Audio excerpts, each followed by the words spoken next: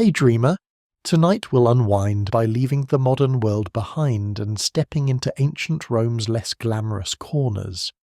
Not the Rome of emperors and monuments. Not the Rome where everyone looks clean, heroic, and gently windblown in a perfectly draped toga. I mean the real Rome, where most people lived stacked on top of each other like human storage, where dinner is a small triumph, breakfast is a question mark, and lunch is mostly hope. Let's find out the horrible truth about being poor in ancient Rome. Before we step into a room where the ground feels like a soggy towel with ambitions, take a second to like the video and subscribe. Leave a comment telling me where you're listening from and what your favourite history topic is. The Roman Empire, pyramids, Victorian marriage. I'm not judging. I'm just quietly taking notes for future videos. Now dim the lights and get cozy. Enjoy the quiet luxury of not being watched, not being hurried, and not having to negotiate basic comfort with a whole building. Have you ever wondered what it actually felt like to live in a city of 1 million people without modern plumbing, without a fridge, and without the emotional support of a scented candle? What do you eat when you are broke in the capital of an empire? How do you pay rent when your job is basically carrying heavy things from one place to another until your spine writes a complaint letter? Do you ever get a day off? Or does the ancient world also believe rest is a suspicious modern trend? And what happens when you get sick and your healthcare plan is hoping that your neighbour knows a guy who knows a guy with some herbs? Well, congratulations. You have just woken up in Imperial Rome around the 2nd century. You have no savings, no privacy, and a breakfast option that can be described as aggressive bread. Welcome to the Eternal City. You open your eyes to darkness, stale air, and the sound of your building creaking like it is quietly regretting its life choices. The room is small, crowded, and warm in the worst way, like a closet that has learned to sweat. Somewhere nearby a baby is crying, someone is coughing like a broken bellows, and a neighbour is already arguing with fate, or with their spouse, or with a rat. It is morning in Rome, and you are awake because the city is awake, and the city does not care how you feel about it. There is no rooster crowing, no golden sunrise slipping across marble columns, no soft harp music drifting in through a balcony. There is only the scrape of a chamber pot being dragged across a floor, the thud of someone above you dropping something large and ceramic, and the slap of sandals against wood as your upstairs neighbour decides that today is a good day to jog in place. You sit up slowly, carefully, so you won't wake the person next to you, or the person on the other side of them. This room has 7 people in it. You know this because there are only 6 places to lie down. Your bed is a mat stuffed with straw and arguments. It smells like sleep, sweat, and a faint, persistent whisper of mildew. The linen blanket has seen better decades. You roll your shoulders, which crack like they are giving a short speech, and immediately regret moving at all. Your neck is stiff, your back is doing something avant-garde, and your hip has found the one piece of stone flooring that's slightly raised, like it wants to personally sabotage your mood. You reach for your sandals, which are under the mat, behind the mat, or possibly hiding from you out of self-respect. You hear a shout from the alley below. It is not clear if someone is yelling for help, attention, or just to test out their lungs. Somewhere else, water is being poured, not gently. Nothing is gentle in this part of the city. Everything is sharp, echoing, and vaguely annoyed. You blink the sleep from your eyes and look around. There are no windows, just a slit near the ceiling pretending to be ventilation. Light filters in like it has been taxed and is arriving late. Someone bumps into you as they rise. No apology, no words, just two people in a space built for 1.5, navigating the social ballet of shared poverty. You reach for the small clay jug you keep tucked near your belongings. It holds a bit of water, warm from the night and tasting faintly of dust. You rinse your mouth with it, not because it helps, but because it's a ritual. A tiny act of defiance. Somewhere in your brain, a whisper of modern instinct says you need coffee. You have never heard of coffee. But your body feels like it is missing a reason to go on. The air is heavy already. The walls sweat along with you. The room has no privacy, no silence, and no forgiveness. You shift to the edge of your mat, stretch your arms, and prepare to face another day. Below your floor, below the street, below even the notice of history, Rome begins to stir. Thousands like you, waking in similar rooms, doing similar stretches, planning similar small victories. You are poor and the greatest city the world has ever known. Congratulations, you get to survive again. Now you really notice where you live. An apartment block, an insula, stacked high with families, hopes, and questionable construction. The lower floors belong to people with money and dignity, meaning they have thicker walls and fewer surprises. You're higher up, where the rent is cheaper and gravity feels personally involved. The stairway smells like smoke, damp wood, and yesterday, and you make a mental note that if this place ever catches fire, your plan is become a very fast philosopher. The insula is Rome's gift of the working class, a multi-story wooden sandwich stuffed with humans, smoke, and the faint sound of someone snoring aggressively through a wall. From the outside it looks impressive. Rows of tall buildings looming above the streets, giving the illusion that you too are part of something grand. But inside the illusion gives way to splinters, water stains, and a very intimate knowledge of your neighbour's digestive schedule. Your room, or what the landlord insists on calling a room, is roughly the size of a generous coffin. The walls are thin, made of plaster over wooden lath, which means you can hear your neighbours cough, sneeze, and lose arguments with their children in real time. Privacy is something you read about on clay tablets. Your ceiling leaks slightly when it rains, and by leaks, you mean it contributes actively to the weather inside. The floors above you groan when people walk, and the floors below you groan in solidarity. Everything in this building is groaning. It is a chorus of exhaustion. There are no elevators, of course. You have a staircase that angles just slightly off, like it is trying to escape. Every step you take feels like a question.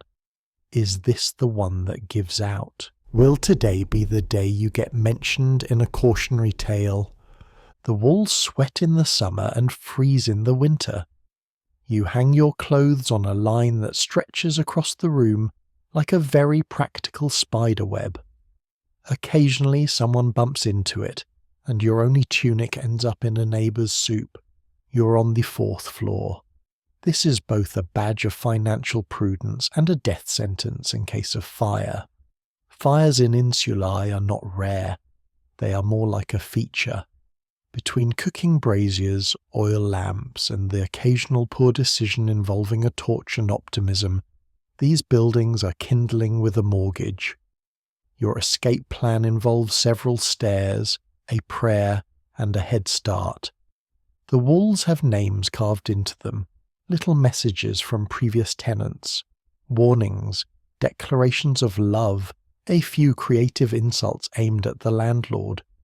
You recognize a few from last year. People who moved out, or disappeared, or fell behind on rent and fell off the building shortly after. Life here has no safety net, only balconies that dare you to daydream too close to the edge. And yet, despite the danger, the discomfort, and the creeping sense that your home would lose a fight with a stiff breeze, there is life here. Laughter in the evenings, the smell of garlic and oil drifting from somewhere, kids chasing each other up and down the stairs, someone playing a flute badly. You live in a building that might fall over, but until then, it is yours, and that somehow counts as stability. You need water, which means you need legs. There is no tap in your room. You are not even sure what a tap is, so you grab your jug and join the daily pilgrimage to a public fountain, moving with the sleepy grace of a person who would absolutely pay for delivery if delivery existed. The line is already forming, and everyone looks like they have been awake for hours, mostly because they have. Your jug is clay, slightly chipped, and heavier than it looks. It has survived being dropped twice, kicked once, and borrowed too many times by people who swear they brought it back cleaner than they found it. It holds just enough water to feel useful, and just enough to make your arm go numb by the time you return. The walk to the fountain is short, but your body disagrees. Your sandals slap the pavement with the energy of a sigh, and you dodge piles of mystery on the street without pausing to identify them. The city-built aqueducts, marvels of engineering that bring fresh water from the hills to the heart of Rome. You do not live near the heart. You live somewhere closer to the liver.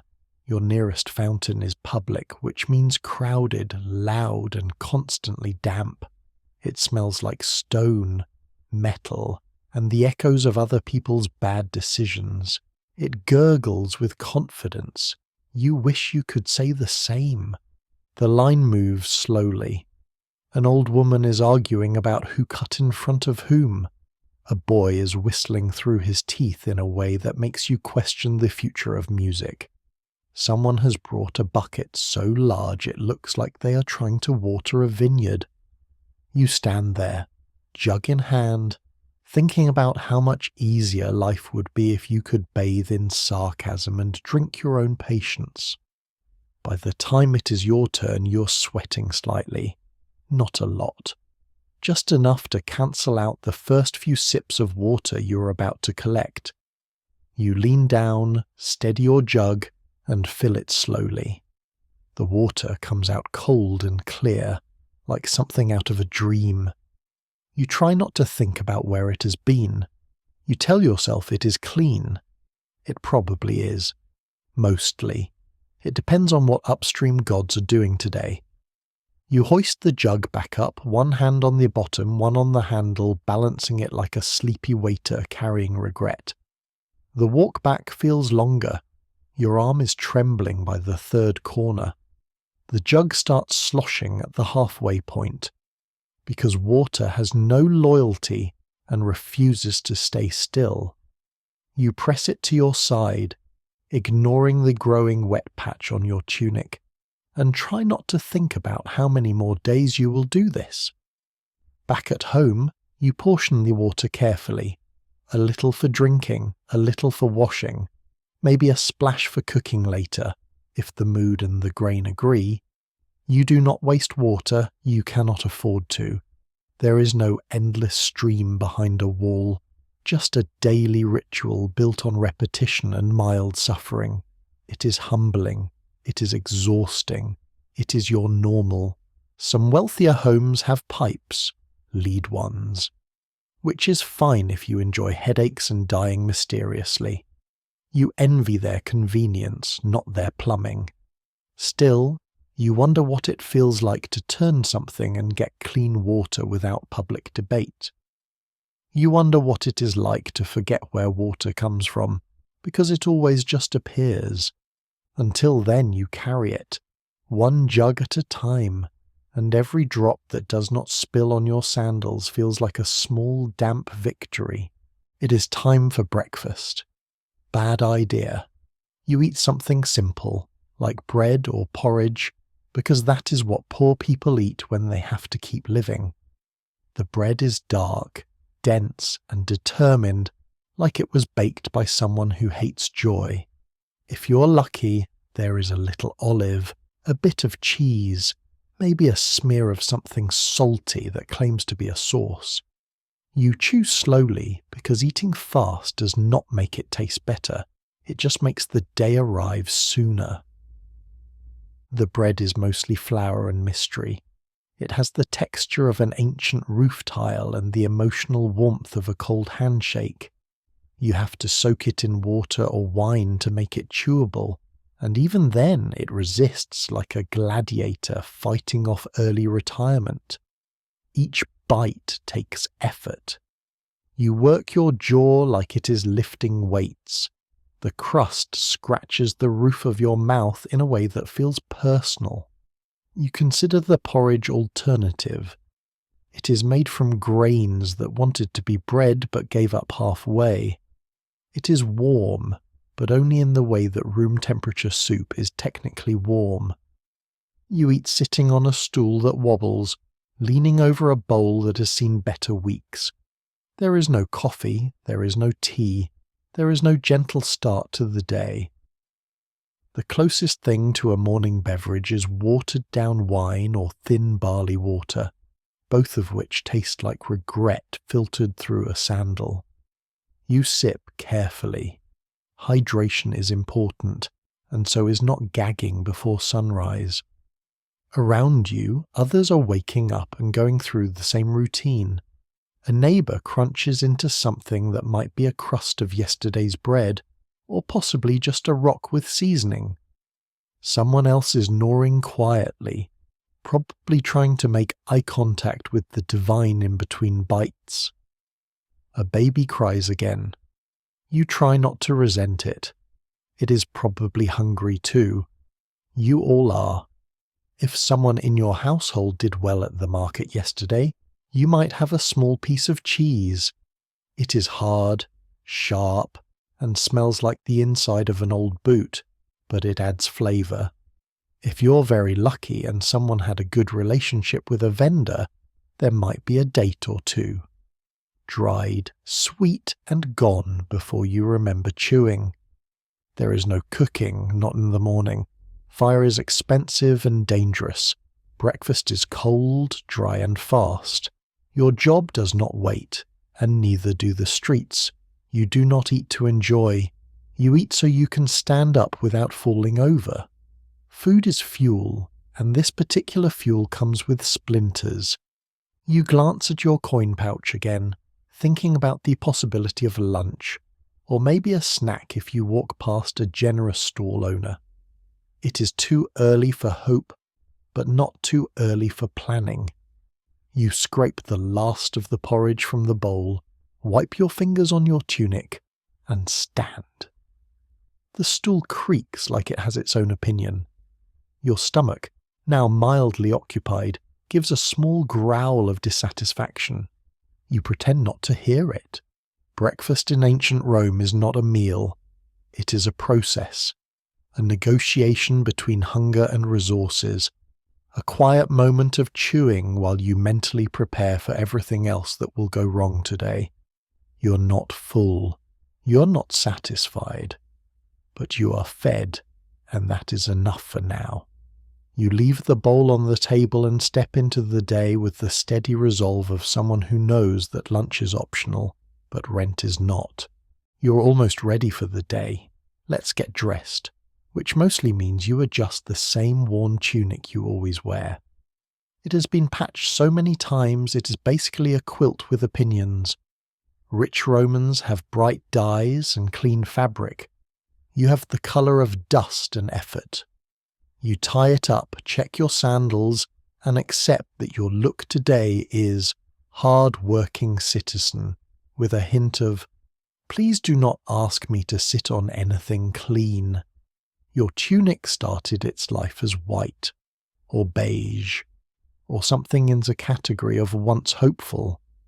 Now it is the shade of a well-used rag that has seen more street dust than sunlight.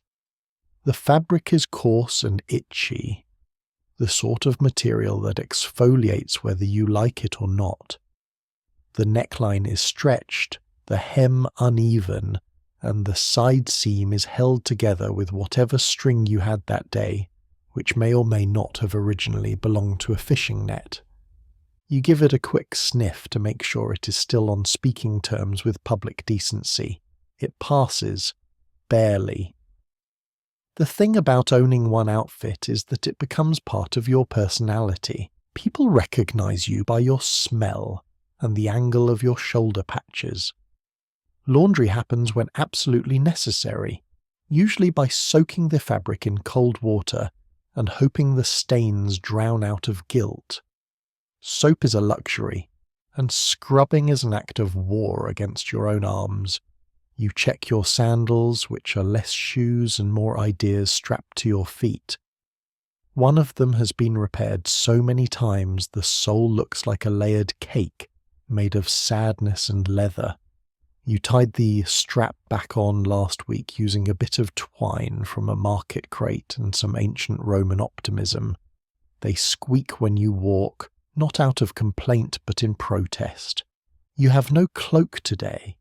It is too warm, and your cloak is also your blanket and your pillow, and sometimes your curtain when you want the illusion of privacy. You folded it carefully and left it on your sleeping mat, hoping the rats do not decide it is the centerpiece of their new apartment. You catch your reflection in a puddle on the street. You look exactly how you feel. Tired, underfunded, and dressed for a job that will not love you back. But you stand straight, because posture is free, and appearances still matter in a city where being mistaken for a runaway slave could change your entire month. On the street, fashion is a spectrum. On one end, the elites glide past in silk and imported wool dyed in colours so rich they practically yell. They wear layers that flow, sandals that match, and jewellery that announces itself before they do. On your end of the spectrum, the poor dress in practical despair, tunics of browns and greys, sandals if they are lucky, and maybe a belt if they have something worth tying down.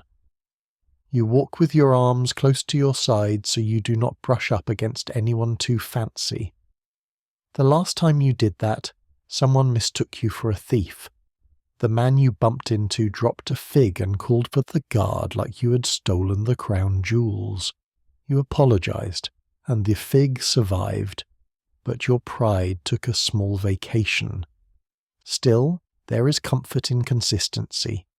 This tunic has been with you through hard work, heavy rains, strange errands, awkward dinners, and at least one dramatic sprint through the marketplace involving a dog, a fish, and a misunderstanding. It is not stylish, it is not flattering, but it is yours, and in a city that can take everything, that means something. You remember the rent. Not in a poetic way, more like remembering you left the oven on, except the oven is your landlord and he is always on. Rent in Rome can be brutal, especially in a city where everyone wants to be close to work, to markets, to the fun, and to the part where you do not get mugged. You pat your little stash of coins, and it pats you back with the soft confidence of not enough. Rent is due once a month, or whenever your landlord feels like asserting dominance. There is no paper bill slipped under your door, no friendly reminder. Just a knock, or sometimes no knock. Sometimes it is just your landlord's nephew showing up unannounced, lounging in your doorway like a cat with too many rings, smiling the smile of someone who does not actually need to work. He says the rent is due. You say you need 2 more days. He says his uncle does not believe in time. There are no rent controls, no appeals, no receipts, unless you beg for one and the ink is still fresh from the last tenant's name being scraped off. What you pay depends on where you live and how well your landlord slept that week. On the ground floor, the rent is high, but the ceiling is thick. Up in your fourth-floor dream loft, the price drops. But so do the odds of surviving a fire or a plumbing mishap or a stiff breeze from the north. Your insula is owned by a man who has never been inside it. He owns 5 others, maybe more. He collects rent through a chain of agents who collect through a network of runners who collect through a complicated system of guilt, threats, and strategic sighs. You once tried asking why the rent went up. The answer involved a shrug, the phrase maintenance costs, and the sound of someone laughing behind a curtain. You do not have a lease. You have a verbal agreement, which in this case means you pay until you cannot, and then you leave before you are thrown out by 2 men who treat evictions as a personal workout. You have seen them before. One has arms like cured hams and a tattoo of a very angry eagle. The other chews on toothpicks like he is daring the gods to stop him. You call them the polite reminders. This month you are short by 2 coins, not a lot, just enough to make your stomach feel like it is holding its breath. You run the mental math. Could you borrow from your neighbour? Could you skip lunch for 3 days and pretend it is a wellness cleanse? Could you sell something? Then you remember you own nothing that counts as an asset unless someone starts a thriving second-hand spoon business. You think about asking for leniency, but leniency is not in season. Last time someone tried that, they came home to find their door blocked and their belongings redistributed to the rats. Rome moves fast when you are behind on payments. There is always someone else willing to rent your space. Even if your room is a glorified closet with stairs and ambition, it is still real estate. And real estate is the one god all Romans fear equally. As you count your coins again, slower this time like maybe you missed a generous miracle, you tell yourself you will get through it. You always have. Something will turn up, a job, a favour. A small unexpected coin dropped in your path by Fortuna, who is notoriously moody but occasionally generous. Until then, you breathe slowly, tie your pouch tight, and prepare to negotiate with a man who believes rent is not just money. It is proof of who owns your peace. Let's find work, because rent doesn't pay itself. You head toward the busy streets where day labourers gather, hoping to be picked like vegetables. Men shout, wagons rattle, donkeys complain, and the air smells like bread, sweat, smoke, and the distant promise of something dead. You stand there trying to look strong, reliable, and not like someone who would faint if asked to lift a stone. This is the Roman version of a job fair, except instead of suits and handshakes, it involves standing very still, while a man with sandals too clean for his personality squints at your biceps. You nod respectfully, say you're good with lifting, moving, holding, and not asking questions. He grunts and walks on. Your resume is your spine, your teeth, and your ability to say yes before understanding what the job is. Around you, the competition is fierce.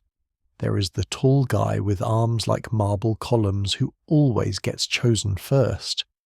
The older man who somehow carries twice as much as anyone else and never sweats.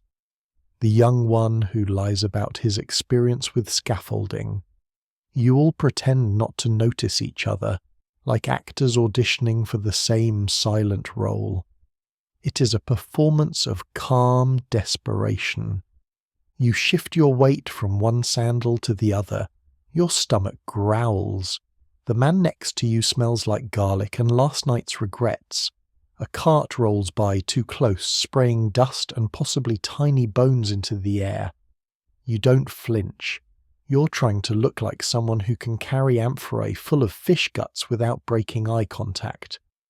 Sometimes a foreman will come looking for men to dig ditches, load grain, haul bricks, or walk behind an ox and shout encouraging things.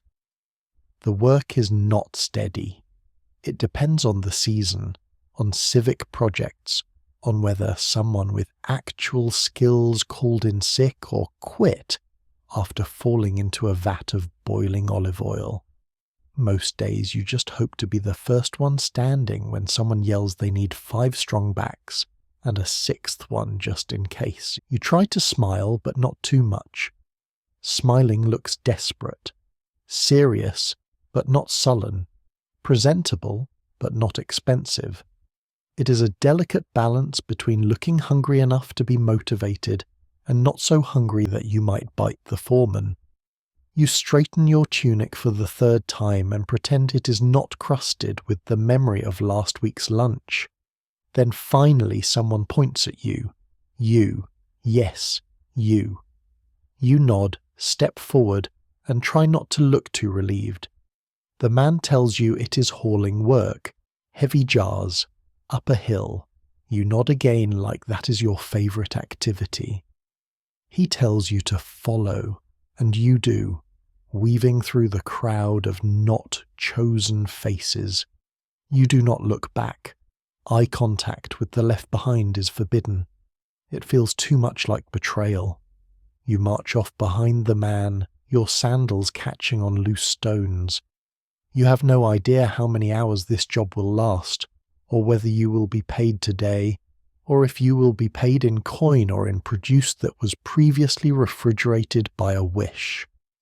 But you are working, you are earning, you are part of the machine again.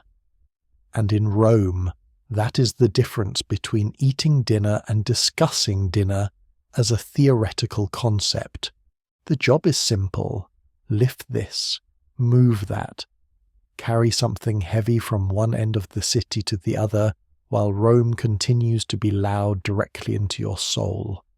You become a human cart, a living rope, a set of shoulders with dreams. Your payment will be small, but it will be real, and right now that counts as romance. Your cargo today is a series of amphorae filled with what the foreman vaguely describes as oil, though based on the smell, you suspect it once had dreams of being fish sauce. Each jar is as tall as your torso and shaped for maximum inconvenience. You hoist the first one onto your back with the grace of a man deeply questioning his life choices. Your spine makes a sound that should come with a warning label. You shuffle forward, heel to toe, trying not to slip. The sun is already high, radiating the kind of heat that makes you wonder if the gods are just using Rome to reheat leftovers. Your tunic clings to you, drenched in sweat and ambition. The amphora digs into your shoulder like it is trying to bond with your bone. You pass a bakery, the warm scent of bread hitting your nose like a cruel joke. You cannot afford to stop. You cannot even afford to pretend you might. Pedestrians do not move for you. You twist and dodge. A donkey blocks the alley you need. It looks at you with the calm indifference of something that understands the hierarchy better than you do. By the time you reach the halfway point, your hands are numb. The strap digging into your chest has rubbed the skin raw. Your legs feel like overcooked barley. You squat to rest for a moment, placing the amphora down like a sacred relic. You stretch your fingers and blink sweat from your eyes. You consider your options. There are 2. Pick it back up, or die here surrounded by flies and indifference. You pick it up. The rest of the route winds through a crowded marketplace, and then finally you reach the storage house. It is cooler inside, dark and full of jars just like yours. You place yours down among them, quietly giving it a little parting glare. The foreman grunts his approval, then gestures for you to grab another. You blink, You smile, the kind of smile people give before walking into the sea. You turn around and begin retracing your steps. Your legs feel like they have been personally insulted. By the end of the job, your back is throbbing, your arms are shaking, and you have gained a new appreciation for sitting very still. The foreman tosses you a few coins. You catch them, nod once, and try not to collapse on the spot. You are rich now, not by much, but by enough. Enough for a bit of food, maybe a drink, possibly a moment where you do not have to carry anything heavier than your own thoughts. That, in this city, is wealth. On the streets, Rome hits you with everything at once.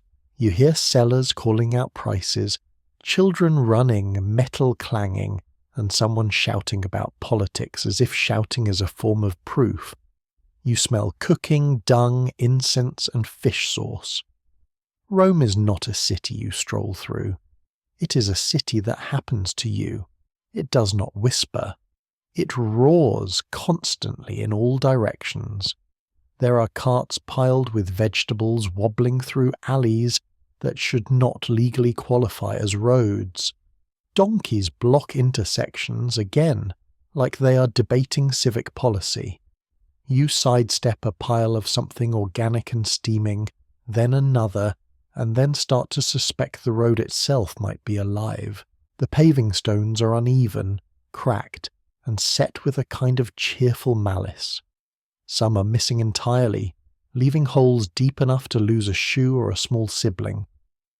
The gaps collect everything Rome has to offer: rainwater, crumbs, shame, and things better left unidentified. You walk carefully, with your sandals tied tight and your expectations tied tighter.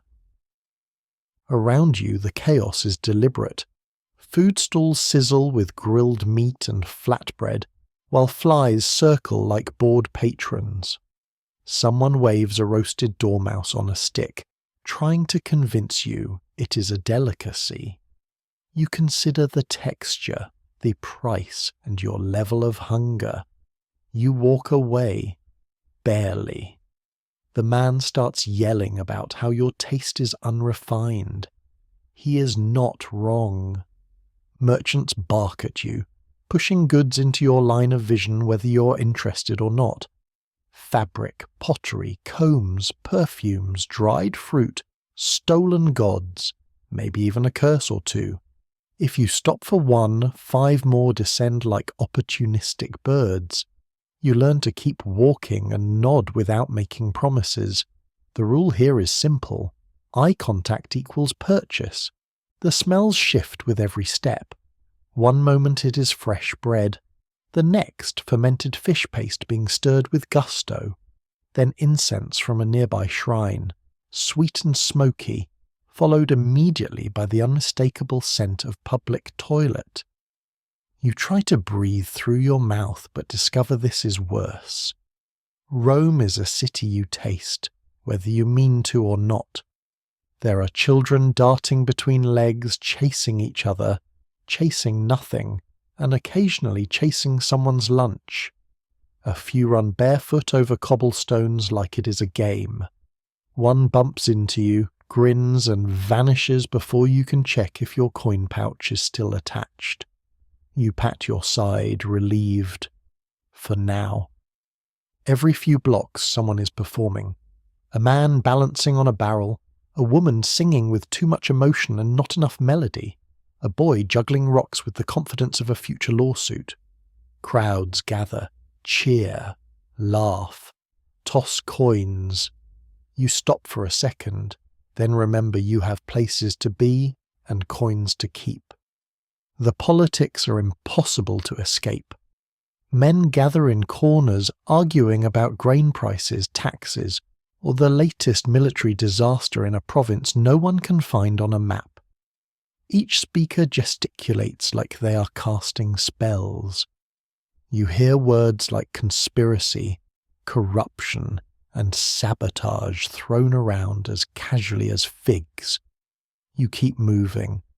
Rome loves its opinions more than its facts. A cart rolls past too close and a wheel splashes something wet onto your leg. You do not want to know what it was. You do not look down. You just keep walking, because stopping means admitting you are part of this mess, and you are. Rome does not let you be a visitor. It makes you a participant, loudly, colourfully, and with full olfactory participation. You wipe your leg on your tunic and press on, blending into the living machine of the city. The streets are crowded and wagons are dangerous, especially when drivers believe horns are optional and patience is shameful. You press against walls to let carts pass, and you learn to read the city like a threat map. Every corner is a gamble. Every puddle has a backstory. You move carefully because getting injured is not just painful, it is financially devastating. The wagons do not glide. They lurch. The wheels creak like a chorus of stressed joints, and the drivers yell like they are in a shouting competition with the gods. The oxen plod along, huge, calm, and entirely unaware that your toes are not made of marble. If you are not paying attention, a wheel can clip your leg and send you into a dramatic life re-evaluation involving dirt, embarrassment, and a month of limp-based storytelling.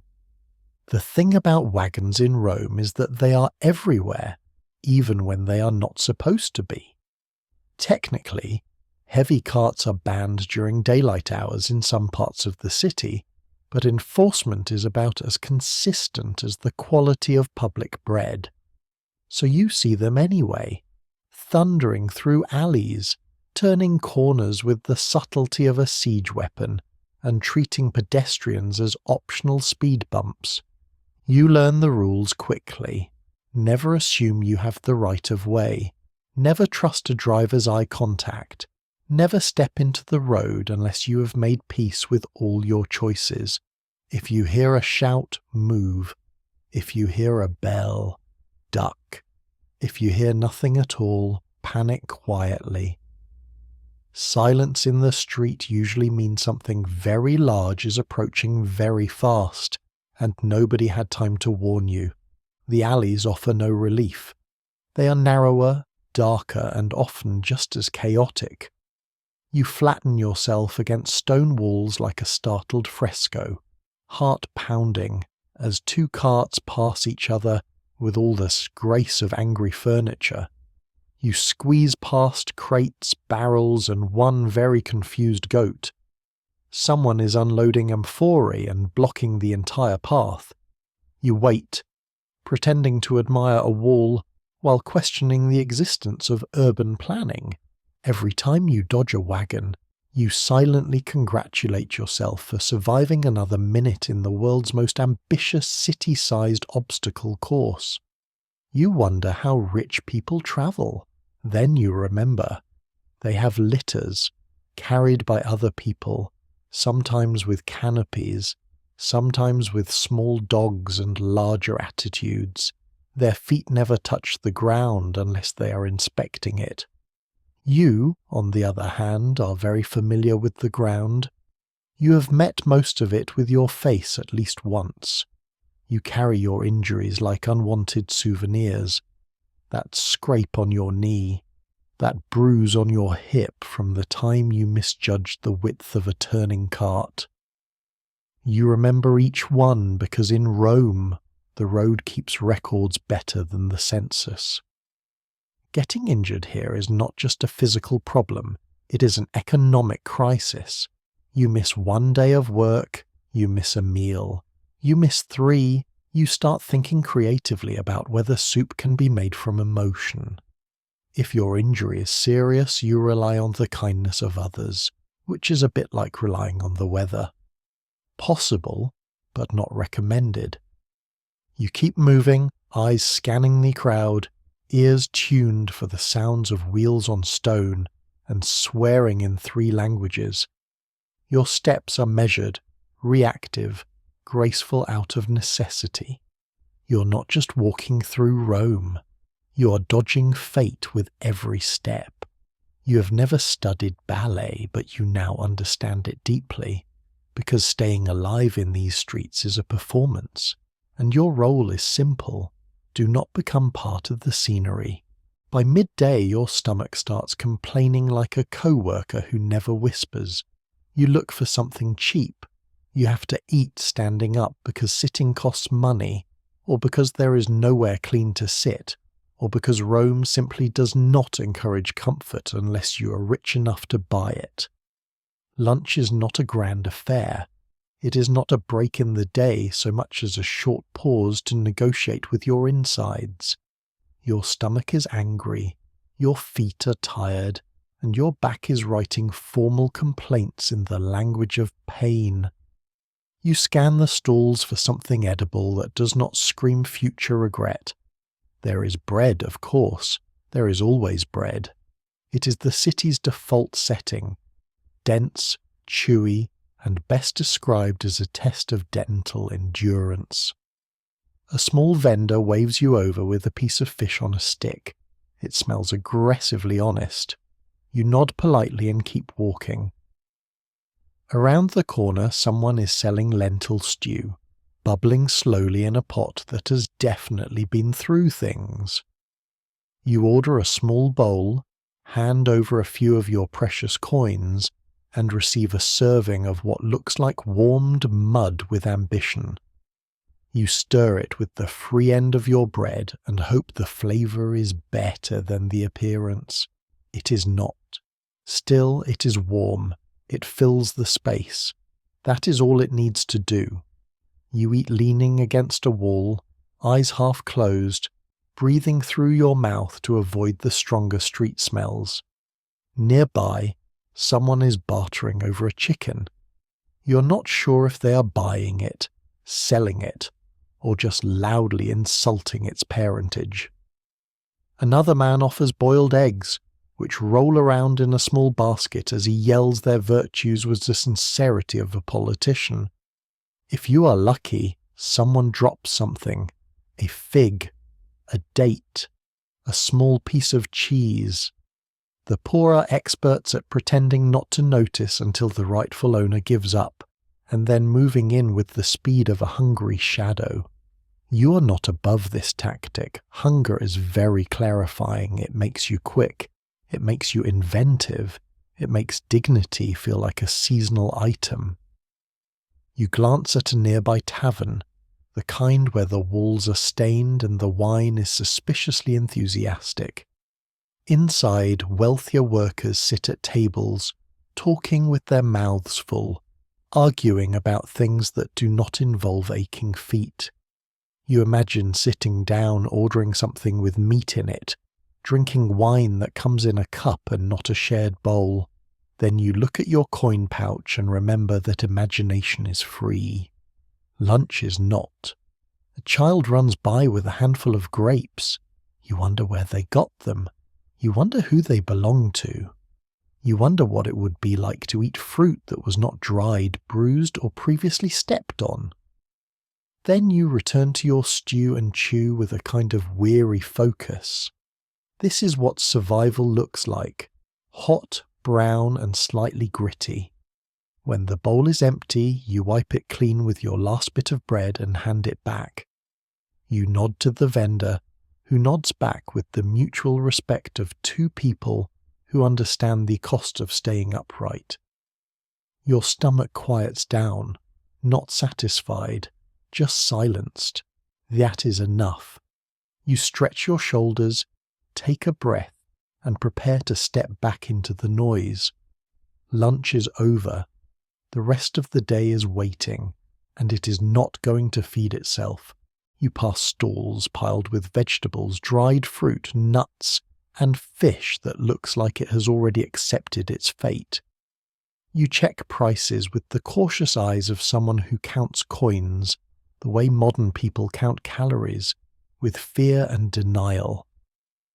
The city is full of food, and yet your choices stay small. It is not that Rome cannot feed you, it is that Rome would prefer you work first. The market is alive with colour, movement and yelling. Sellers shout over one another like the volume of their voice alone will increase the quality of their lentils. One man offers garlic that could double as currency. Another boasts of honey so pure it will make you weep. You believe neither. You look at their wares like a suspicious guest at a questionable dinner party. The baskets are overflowing, but your coin pouch is not. You reach toward a fig, just to admire it. The seller narrows his eyes. You put your hand down and casually pretend you were just inspecting the quality of the wood underneath. He's charging twice what you paid last week, and last week felt like a generous robbery. You glance at your coins and then at a pile of onions, trying to mentally calculate how many tears they are worth. The answer is, all of them. Inflation is not a new invention. Rome knows it well. The price of olive oil creeps up like it has ambitions. Grain costs vary wildly depending on who is in power, how many ships have sunk recently, and whether or not someone remembered to sacrifice to the right god. You never know whether you're shopping or gambling. You hear a rumour that garum is getting more expensive, and you're not sure if that is bad news or a public health intervention. You hear someone bartering over a sack of chickpeas. The negotiation takes 5 minutes, 2 insults, and 1 accidental handshake. Eventually the buyer walks away with slightly fewer chickpeas than expected, and a look of mild betrayal. You admire the effort. Haggling is an art form, and you are still using finger painting. You try once, suggesting that perhaps the carrots are not as fresh as advertised. The seller laughs. You pay full price out of embarrassment. You wander a little, eyes drawn to stalls with bright fruit, glossy olives, and wheels of cheese that smell like they could legally be classified as a weapon. These are not for you. These are display food, the kind bought by people with silk, slaves, and free time. You walk past quickly so you're not tempted to ask about something you cannot afford to dream about. Once in a while, you find a deal, a vendor in a good mood, a friend of a friend, a fishmonger whose merchandise is getting a little too expressive. You take what you can get. You are not picky. Picky people are either wealthy or starving. You are trying to stay in the middle. You manage to buy a few dried dates and a handful of nuts. Nothing fresh. Nothing that will last long, but it is food. You drop the coins into the vendor's hand and try not to wince at the jingle. Your pouch feels lighter. Your shoulders feel heavier. You walk away, passing a group of young men arguing about whether the price of grain will go down this month. It will not. It never does. Rome is full of abundance, but abundance does not mean access. The food is there, the money is not. You head home with your small prize, dodging a goat that appears to be shopping for itself. You did not get much, but you survived the market, and in this city that is worth something. At some point you think about the patron system, because in Rome relationships can be a meal ticket. A richer man might help you with small gifts, a recommendation, maybe a little food, but you pay with your time and dignity. You imagine yourself standing in a morning greeting line, smiling politely while your stomach growls its honest opinion. It is networking, ancient style, and the price is your pride. You do not become a client because you want to. You become one because the math stops working. When the cost of food, rent, and staying upright begins to outpace what your hands can earn in a day, you start looking for help that is not technically charity, but feels suspiciously close. So you pick a patron, or rather, you hope one picks you. Someone wealthier, older, politically connected, and hopefully generous on days when it is not raining. Your first visit is awkward. You dress in your least embarrassing tunic. Try to tame your hair into something that does not scream desperation, and rehearse your polite smile until it hurts. You arrive early because the greeting line forms before sunrise. Other men are already there, standing quietly in the half-light like gladiators, waiting for a fight with eye contact. No one speaks. Everyone is calculating how much dignity they are willing to sell for a bag of grain. When the patron finally appears, flanked by assistants who look like they have never sweat a day in their lives, the greetings begin. You wait your turn, inching forward, trying to remember whether you're supposed to compliment his toga or his posture. When your moment comes, you offer a cheerful hail, perhaps a comment about the weather, and a statement of eternal loyalty that sounds like it came from a play you once saw. He nods. Maybe he remembers your name, maybe not. You take what you can get. Some patrons give out food, others give coins. Sometimes it is a favour, a letter of recommendation, or the promise of work that may or may not materialise. But nothing is free. You owe him. In return, you show up. You clap when he speaks into forum. You vote how he suggests, assuming you are allowed to vote. You accompany him in public like a very polite, very tired entourage. You laugh at his jokes, even the ones that sound like they were written by someone who has never told one before. It is a strange relationship. You are not friends, you are not family, you are not quite employed. But you orbit him, and in return, you stay alive. Some patrons are kind, most are busy. A few treat you like furniture with opinions. You learn quickly to read moods, to speak only when spoken to, and to be useful in ways that cost you the least. You become excellent at smiling with your eyebrows. Some days there is nothing, no gift, no job, not even a nod. Just a long wait and a long walk home. You curse him under your breath, and then you show up again the next day, because you do not have a better option. In Rome, power flows downward, and you are standing with your mouth open, hoping to catch a few drops. You dream sometimes of being your own man, of owning your own tools, your own room, your own morning. But for now you practice your posture, remember your lines, and stand in the shade of someone else's influence. You may not have wealth, but you have presence. And in this city sometimes that is the first step toward survival, or at least toward lunch. If you are eligible, the grain distribution is a lifeline. You join a crowd that shuffles forward with the quiet intensity of people who know the difference between dinner and nothing.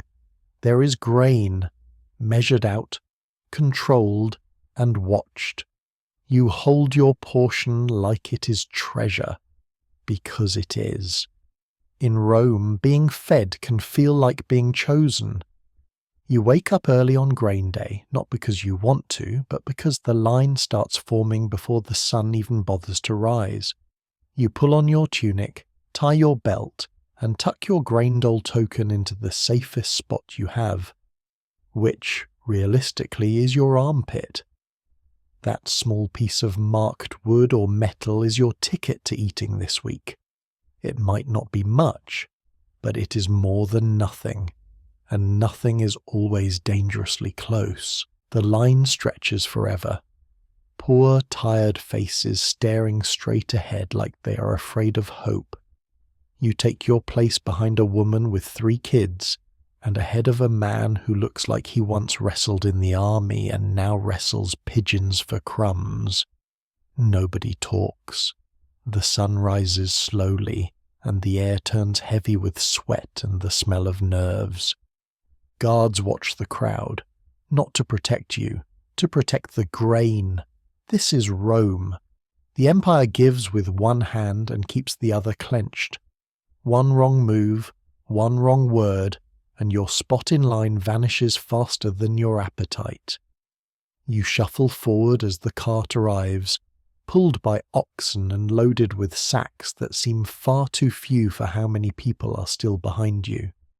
When your turn comes, you step up like you are walking into a temple. You show your token, keep your eyes down, and receive your portion. A few pounds of grain, rough and dry, wrapped in the cloth you brought from home. No smile, no words, just a scoop and a nod, a sacred transaction carried out with the emotional warmth of wet stone. You clutch the bundle like it might float away.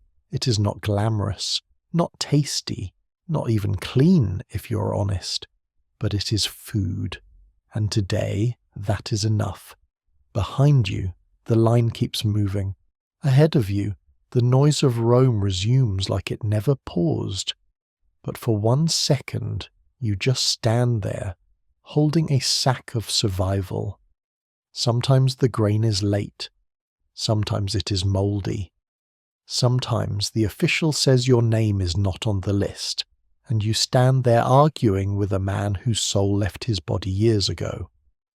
On the worst days, you leave with nothing. On the best days, you get a portion slightly heavier than usual, and feel like Jupiter has personally smiled upon your breakfast. Back in your insula, you pour the grain into a clay jar in the corner of your room. You check it for bugs, pebbles, and whatever else might have come along for the ride. You plan how to stretch it. Maybe porridge, maybe flatbread, maybe a stew if you can charm your neighbour out of a spoonful of oil. You do not waste it. You do not share unless absolutely necessary. This is not a feast, it is strategy. You consider cooking, which is hilarious because your room is not a kitchen. You might have a small brazier, a little charcoal, a pot, and a deep respect for not burning the building down. Smoke curls into the space, your eyes water, and your meal becomes a smoky porridge that tastes like effort. You tell yourself it is rustic. Your lungs disagree. The brazier is old. Lighting it takes patience, a few dry twigs, and the sort of hand-flapping encouragement usually reserved for keeping bees away. You wave the smoke toward the tiny hole in the wall that pretends to be ventilation. It responds by spreading evenly across the room, introducing itself to your clothes, your blanket, and your lungs. There is no chimney, just you, the fire, and your best intentions. The neighbours knock once on the wall. You knock back in apology. This is part of the ritual now. You pour some water into the pot, toss in a handful of grain, and stir it with the same wooden spoon you use for everything from cooking to negotiating with spiders. You think about seasoning, then remember salt costs more than you want to think about. You add a piece of onion and a single dried bean, which you tell yourself adds depth. It doesn't. The fire spits. The pot hisses. You hiss back. This is normal. You crouch near the fire and watch the pot bubble. You pretend it smells good. It mostly smells like smoke and the beginning of a poor decision. But you are committed now. The room fills with heat and steam and the faint scent of desperation. You try to stay focused, knowing if you leave the brazier unattended for more than a minute, it might attempt arson out of spite. In wealthier homes, people have kitchens, real kitchens, counters, space, servants. You have a corner. Sometimes you think about that neighbour who tried to cook fish and accidentally smoked out half the building. You still remember the smell. You suspect the floorboards do too. When it's ready, you scoop the porridge into a bowl, sit carefully on your mat and eat. It is hot, bland and chewy in the way that reminds you how strong your jaw muscles are becoming. It fills your stomach without impressing it. You chew slowly, not because it helps, but because the alternative is thinking about how many more times you will eat this exact same thing this week. Afterward, you cover the brazier, hoping the coals will stop glowing without drama. You wipe your bowl clean with the last scrap of bread and lick the spoon, not for flavour, but because wasting food is a luxury you do not have. You place everything back in the corner, the sacred cooking zone, and check the walls for scorch marks, just in case. Cooking at home is not a comforting ritual. It is not a creative outlet. It is survival in an apartment the size of a disappointed pantry. You breathe in the smoky air, your eyes still stinging, and remind yourself that you ate today. That is enough. Tomorrow, you will probably cook the same thing again, but for tonight, you have warmth in your belly, ashes in your hair, and a prayer that your building does not learn how to ignite itself while you sleep. It's a new day and time to take a bath. One of Rome's great inventions and one of its greatest social experiments. For a small fee, you can wash, sweat, soak, and pretend you are not a desperate person holding life together with string. The bathhouse is loud, steamy, and full of bodies, gossip, and opinions. You try to relax while also trying not to make eye contact with anyone rubbing oil on themselves like it is a competitive sport. You enter with your modest fee clutched in your hand and a hopeful prayer that today's water is slightly less cloudy than last week. The building is echoing with voices, steam, and the constant splash of water. A humid symphony conducted by people who have not had a private moment since the Republic. You hand your clothes to the attendant, who accepts them without blinking at the stains or smell. He has seen worse. You know this because you saw worse last Tuesday. The apoditerium, the changing room, is your first challenge. You do your best not to stare while also making sure no one stares at you too long. There are benches, hooks, and the unmistakable sound of someone realizing too late that they forgot their towel. You fold your tunic like it is made of gold and step into the next phase of the bathhouse journey. Mild discomfort. The tepidarium greets you with wet air and the gentle suspicion that you're being steamed like a vegetable. You sit and sweat slightly, pretending to enjoy small talk with men who are all somehow both too loud and too naked. A few familiar faces pass by. Other labourers, that egg seller, the guy who talks about chariot races like he owns a stable. No one whispers in here. Everyone has opinions, and apparently the steam helps them share. Next is the caldarium, the hot room, where your pores open and your regrets come pouring out. The heat hits you like an argument you forgot you were in. You sit on a slippery stone bench covered in a layer of mystery moisture, and start to sweat like it is your full-time job. Someone nearby is humming. Someone else is loudly blaming the government for grain prices. You try to find inner peace while a man next to you pours more water on the floor and starts a steam cloud that briefly blinds half the room. You pull out your strigil, that trusty curved bit of metal that turns you into your own exfoliating project.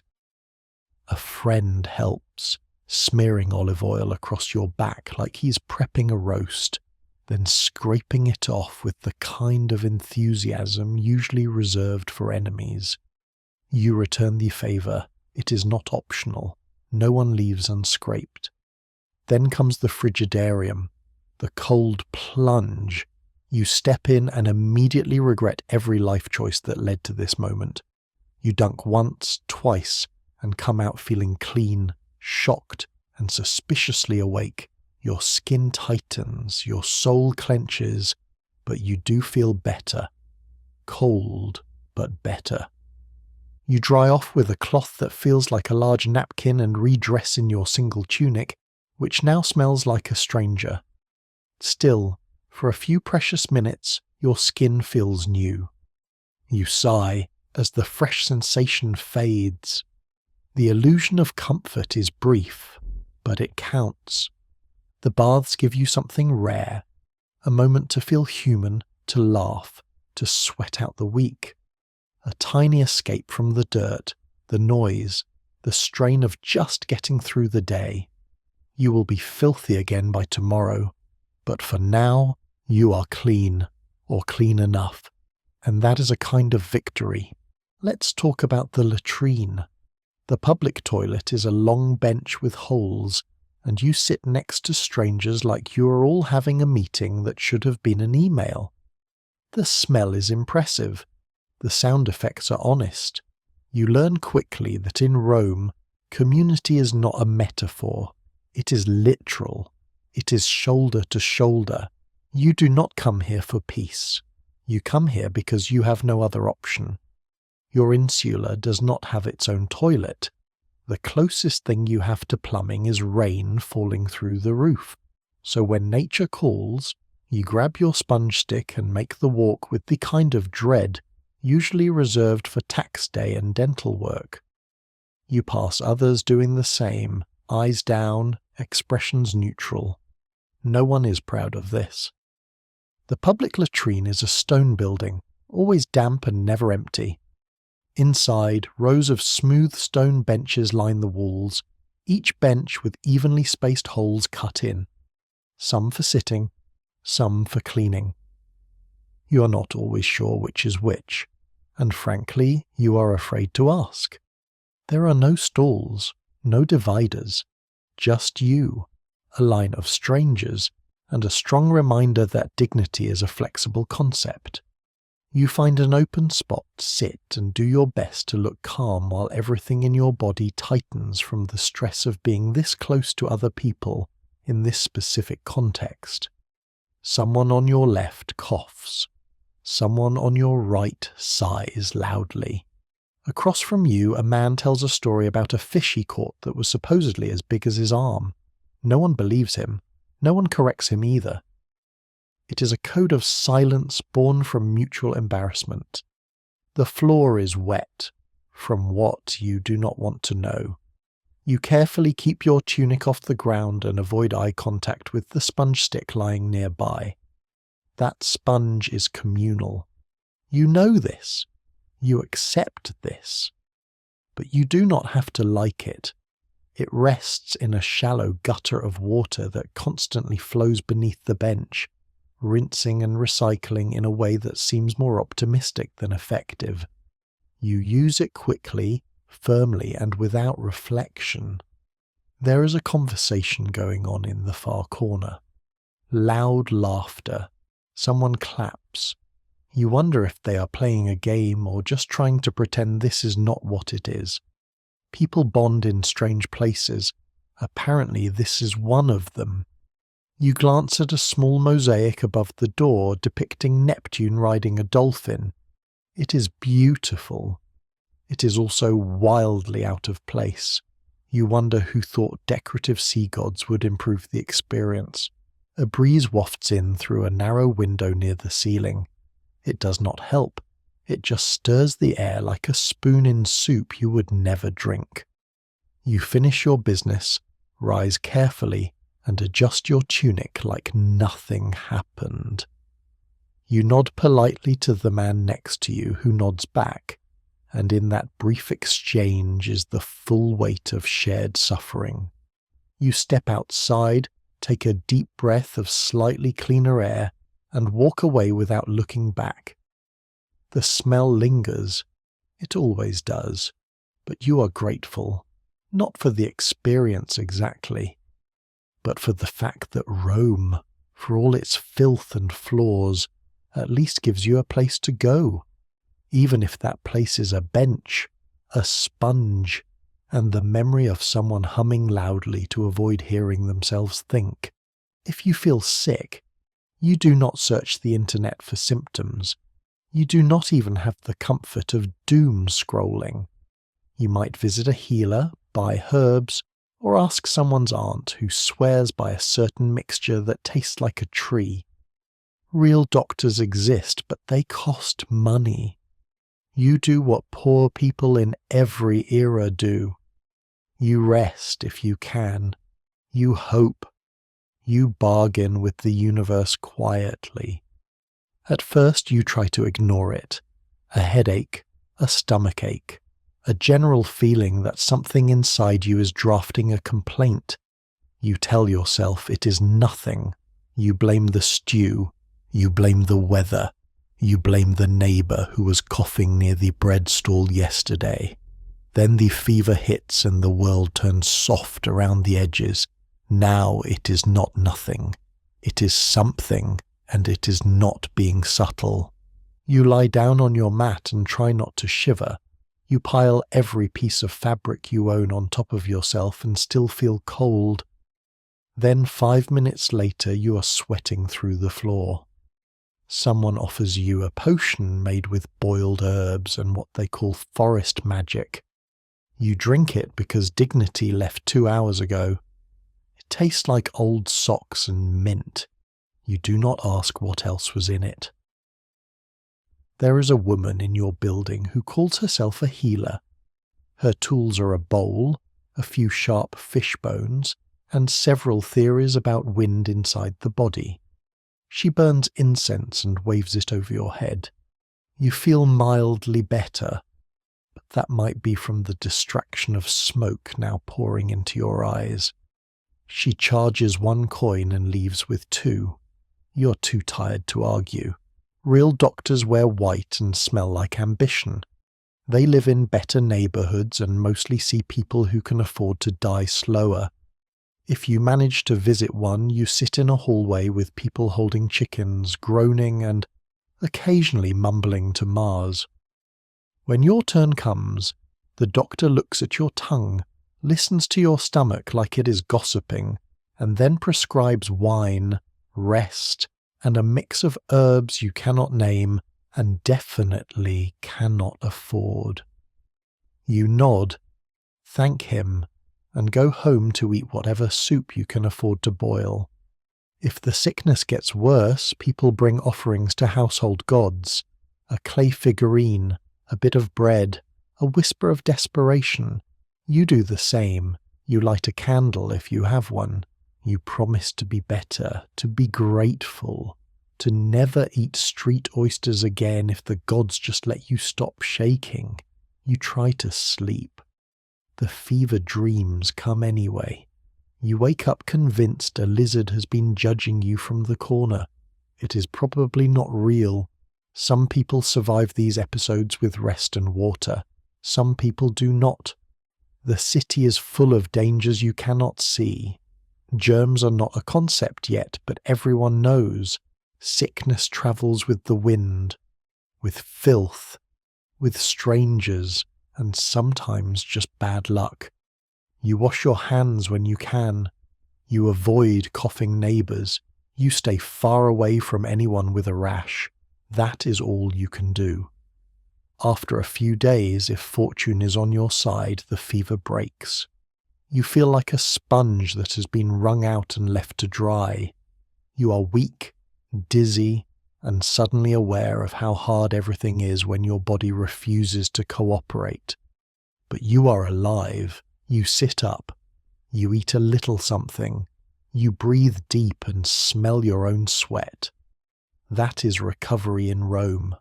Not glorious, not dramatic, just survival. One miserable hour at a time. Religion is everywhere, and for you it is partly comfort, partly habit, and partly, please do not let my roof collapse. You pass shrines, see offerings, smell incense, and you consider leaving a small coin to a household god, if you have one to spare. You whisper a tiny prayer, because it costs nothing, and sometimes that is the best kind of service. Your home has its own little shrine. Not impressive. Just a niche in the wall with a cracked terracotta figure that may or may not have both arms. You are not entirely sure which god it is. It was there when you moved in. You light a bit of oil near it when you remember. Mumble something respectful and move on. The household gods, the lares and penates, are like tired roommates. They do not ask for much, but if you forget them, strange things start to happen. Every street you walk has something sacred on it. A statue, a shrine, a bit of graffiti thanking Fortuna just in case she's in a generous mood. Temples are everywhere, massive and marble and usually filled with people who can afford nicer sandals than you. You walk past them and feel a mix of admiration and distance. You're not temple material. You drop your coins into alley altars instead. The gods live there too, just with fewer columns. Sometimes people ask which god you follow. You say all of them, which is true. You have prayed to Jupiter for strength, to Mercury when you lost a coin, to Minerva when you needed to lie convincingly, and to Bacchus when the day was longer than your patience. You cannot afford loyalty. You hedge your bets. Superstition clings to everything. You step over thresholds with your right foot. You do not whistle indoors. You do not talk about illness at night. You toss salt over your shoulder after arguments, even when the salt was borrowed. You knock on wood, even when it is actually plaster. You do not ask why. You just do it. It keeps the chaos away, or at least makes you feel like it does. When bad things happen, you do not ask why. You ask which god you offended, which offering you forgot. Maybe you looked at a shrine the wrong way. Maybe your neighbour is cursed and it is leaking through the walls. You leave a crust of bread at your household altar just in case, a soft apology, a whispered bribe. Festivals are a different story. Loud, messy, full of wine, shouting, music, and people pretending they have not already made 4 offerings to the same god this week. You join the crowds when you can. You chant. You throw petals. You feel, briefly, like the gods are listening, or at least amused. In truth, religion is the only thing close to therapy you can afford. You talk to the gods because you have no one else to talk to. Not really. When the ceiling cracks, when your job disappears, when your chest tightens with worry, you look at a statue and ask it to notice you, just for a second. The gods do not fix anything, but they listen, or they pretend to, and in a city like this where everything is loud, filthy, dangerous and uncertain, that is enough. You light a little flame, say the same words you always do, and ask for a little luck. Not much, just enough to get through tomorrow without falling through a stair or catching fire. Quietly, humbly, because the gods are busy. But maybe, just maybe, they are listening. Rome is full of spectacle, and even poor people can sometimes watch. You hear the roar from a nearby arena, the echo of crowds, the distant music of a festival. You might not have the best seat, but you have a spot, and for a moment you are part of something bigger than your rent. It is the ancient version of forgetting your problems by watching strangers do something dramatic. Sometimes it is a street performer juggling knives or pretending to be a statue until a child pokes him. Other times it is a musician with a battered lyre playing something that sounds like 3 songs arguing. You drop a coin if you have one. If not, you clap loudly and hope your enthusiasm counts for something. You are not here for quality. You are here for relief. On good days, the public games are free, funded by the state or by a rich man trying to buy votes. You join the crowd outside the arena, packed shoulder to shoulder, trying to see through the gaps. Gladiators, chariot races, wild animal hunts, men in armour doing things that probably weren't in their original job descriptions. You cheer with everyone else, even if you have no idea what the rules are. There is shouting, dust, blood, and the smell of roasted meat drifting from food stalls. You cannot see much, but the energy is infectious. The gasp when someone falls, the roar when they rise. For a moment you feel awake in a way that has nothing to do with survival. You once saw a man fight a bear, or possibly a large dog wearing a bear costume. You are still not sure. Either way, the crowd went wild. You watched a chariot flip and the audience reacted like someone had just discovered fire. The louder it gets, the more everyone forgets about hunger and debt and broken sandals. Festivals are another way to forget. Music in the streets, parades, masks, dancers, wine. You follow the crowd, dizzy on sound and motion, and the scent of trampled flowers. There are jokes, stories, things painted gold, and at least one man on stilts shouting about destiny. You do not ask. You clap and move on. Sometimes a poet reads in the square. You stay and listen. Even if the words feel like riddles, it is not about understanding. It is about standing still, surrounded by others doing the same. Something is being offered that costs nothing and asks for nothing, even if the poem is awful, especially if it is. Entertainment in Rome is messy. It is not scheduled or sanitized. A puppet show might get interrupted by a runaway pig. A singer might walk off after someone mocks his hair. You never know what is going to happen. That is half the appeal. You do not have many luxuries, but you have this. Moments where you can laugh or gasp or stand open-mouthed as a man dressed like Jupiter drops his wig into a fountain. You go home buzzing, not rested, not changed, but briefly lifted. It is not peace, it is not safety, but it is a break in the rhythm of struggle.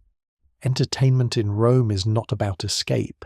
It is about endurance, letting your mind wander, laughing when you can, watching when you must, and feeling for once like more than just a body built to carry things. Like someone who, even without a coin to spare, still gets to feel wonder. At night you might step into a tavern, if you have a coin left and the courage to drink something that was poured from a container that looks suspiciously alive. The room is smoky and loud and the wine is watered, because even alcohol in Rome is trying to make a profit. People laugh, argue, sing, and complain about officials, which is a tradition as old as breath. The tables are stained with stories. You sit on a bench that wobbles like it has performance anxiety. The air smells like wine, sweat, spilled stew, and desperation lightly seasoned with herbs. You order the cheapest thing and receive a cup that is mostly ambition, with a hint of fermented regret. You sip it carefully, just in case it fights back. Taverns are where stories are traded like currency. Someone swears they saw a senator drunk in a toga too short for dignity. Another claims their cousin once punched a lion during a festival. You listen, because half the joy is in the telling. You nod as if it could all be true, because in Rome, the line between myth and gossip is thin and frequently stepped over. A man nearby starts singing. No one asked him to, but no one stops him either. The song is about love, or bread, or possibly a goat. The lyrics are flexible. People clap. Someone starts tapping a spoon on the table like they are auditioning for a career in percussion. The tavern sways with noise and firelight, and for a moment it feels like you're inside a beating heart that smells faintly of vinegar. There is always someone arguing in a corner, usually about politics, or taxes, or whether the new aqueduct is better than the last one. Nobody knows for sure, but everyone has an opinion. These arguments rarely end in agreement. but they do sometimes end in arm wrestling or interpretive dance. Both outcomes are accepted. Food is available technically. You might get olives, flatbread, something pickled beyond recognition, or a stew that contains ingredients the cook refuses to discuss. You chew slowly and hope the heat kills whatever it used to be. Sometimes it is delicious. Sometimes it is character building. Either way, it fills the space where hunger used to sit. The tavern is also a place for quiet deals. In corners, whispers pass between people trading favours, news, or jobs that pay in risk. You pretend not to notice. You keep your eyes on your drink and your hands where everyone can see them, unless you are desperate. Then you lean in and ask how dangerous it really is. You see regulars. The man who always plays with his dice but never bets. The woman who drinks like she is trying to outlive something. The couple who never speak but always sit too close. They are fixtures now, like the wine stain on the ceiling, like the cat that occasionally walks across the bar, unimpressed by humanity. It is not glamorous, it is not safe, but it is warm. There is fire, there is noise, there is life. For a few coins, you feel like part of the story instead of just the background. You laugh a little louder than you mean to. You drink something you definitely should not have. You say something bold and immediately regret it. That is the tavern's charm. It invites bad decisions and forgives them instantly. When you leave, the night air hits your face like a reminder that real life is still waiting. You walk home carefully, full of stew, cheap wine, and the kind of thoughts that only arrive when the world is spinning just a little. The stars are out. Rome is still loud, but for once you feel a little louder too. When it gets dark, the city changes. Torches flicker. Alleyways become mouth-like and you walk faster. You keep your coins close. You avoid trouble, because trouble is always looking for a casual conversation. The poor do not have guards. You have alertness. You have footsteps. You have the ancient skill of minding your business at high speed. Shadows stretch longer than they should. Every clatter of sandals behind you feels like a question. Every corner could be a mistake. You know the shortcut that is never short, the one that is always dangerous, and the longer road home that costs time but not blood. You walk with intent because people avoid bothering those who seem busy with something violent. Rome after dark is not for the slow or uncertain. Thieves love the dark. Drunks stumble into strangers. Soldiers on leave drink themselves into confidence. And then there are the ones who do not want your money. They want your silence, your space, your absence. You learn to read faces fast. You trust your gut when it tells you to cross the street or not make eye contact with the man holding a broom like it is a threat. You carry nothing valuable. That is easy. You rarely have anything valuable. But even half a loaf of bread is worth fighting over.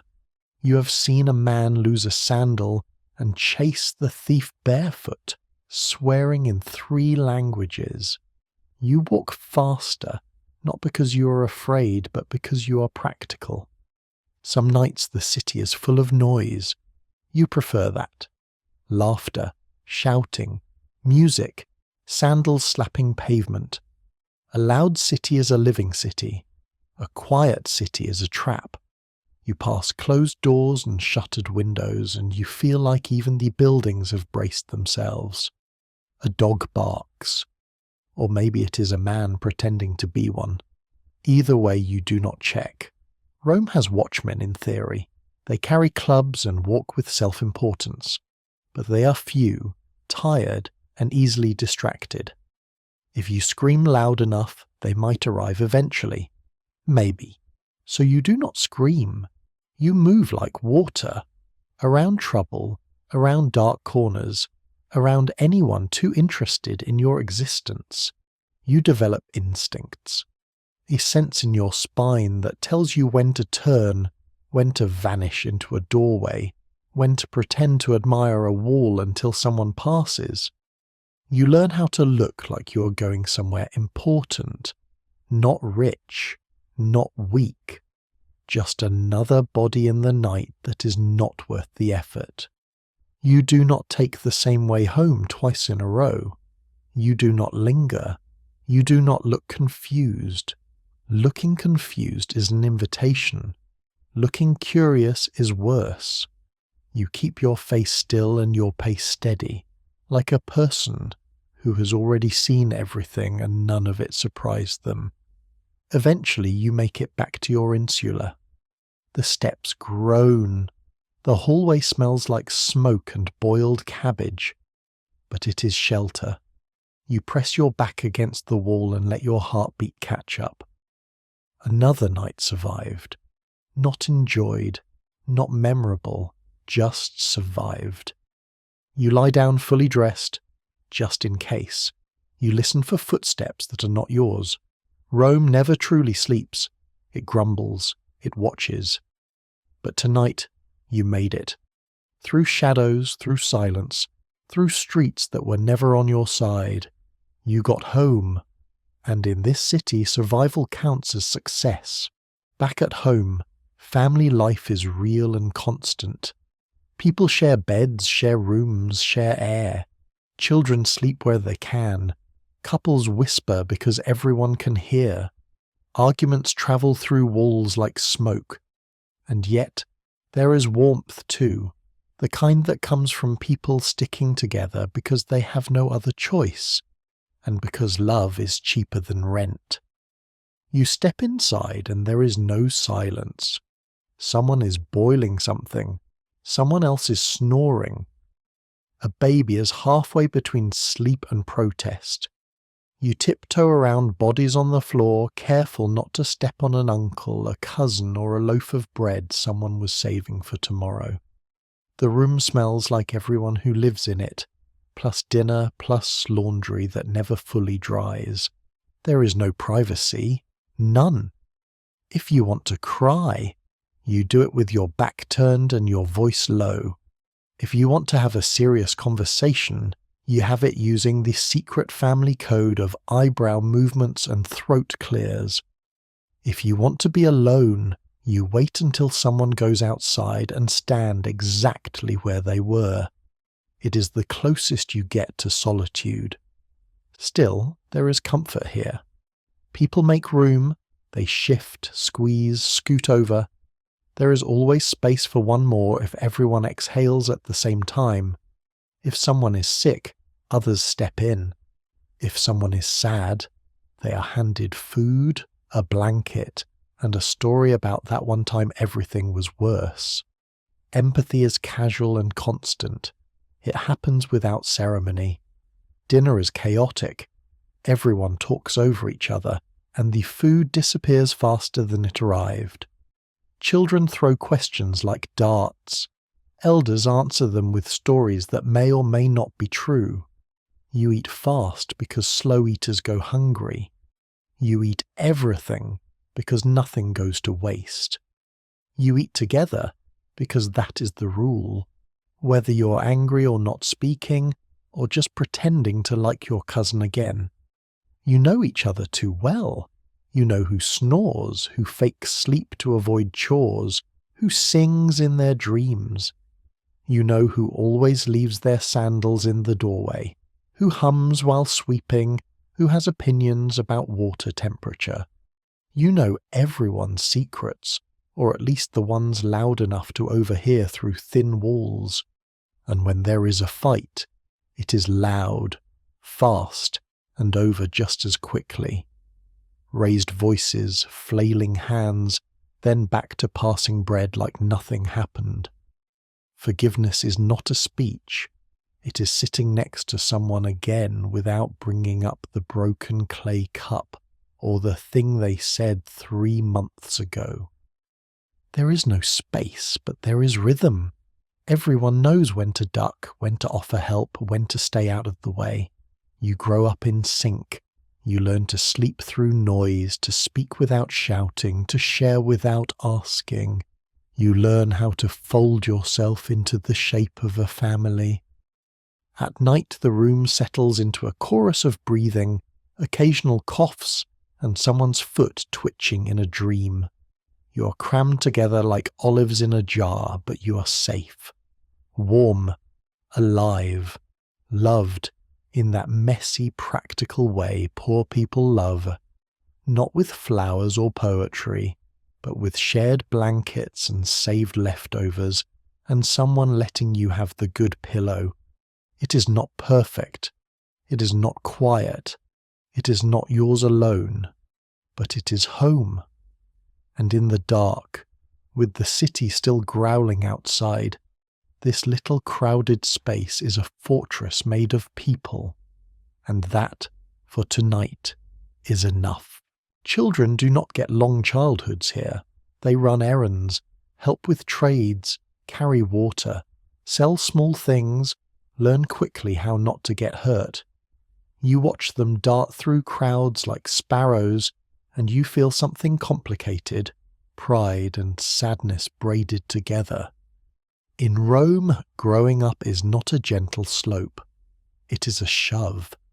A child might start helping out as soon as they can walk in a straight line. By 5 or 6 they are hauling jugs, sweeping floors, or holding tools steady while their older relatives work. There are no toys, unless you count a rock with imagination, or a stick with personality.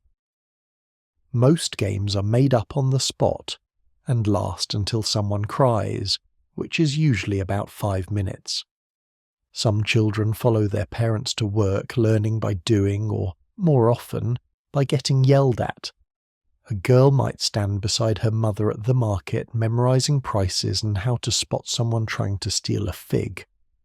A boy might be sent to deliver bread, hoping the dogs are napping and the customers are in a good mood. They do not get paid, but they do get watched. Watched for mistakes, watched for laziness, watched for signs that they might not survive this world without constant instruction. Others work alone, selling little things on the street, carrying water for neighbours, singing for coins, if they are lucky enough to have a voice. They do it for the family, of course, but also because if they do not work, they do not eat. The city teaches them fast. That kindness is rare, shortcuts are risky, and no one cares how old you are if you're in the way. Some kids get apprenticed if the family can manage a connection or a bribe.